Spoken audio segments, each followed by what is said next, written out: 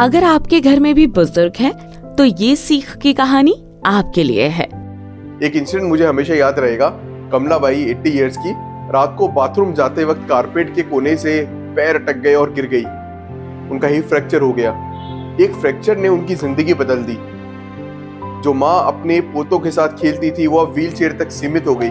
उसके बाद उनके बेटे बहू ने घर में बदलाव किए। रात को ऑटोमेटिक लाइट लगा दी, बाथरूम में सपोर्ट बार लगा दिए, स्लिपी रूक्स हटा दिए और उनकी एक वॉकिंग स्टिक भी दे दी। 2 साल हो गए और कमलाबाई अब फिर से बेटे पोतों के साथ खेलती है, घूमती है। इस कहानी से एक मैसेज बहुत क्लियर है। एल्डर्स को गिरने को किस्मत मत समझिए। ये एक प्रिवेंटेबल एक्सीडेंट है। बस थोड़ा घर का एनवायरनमेंट उनके लिए फ्रेंडली बनाना है।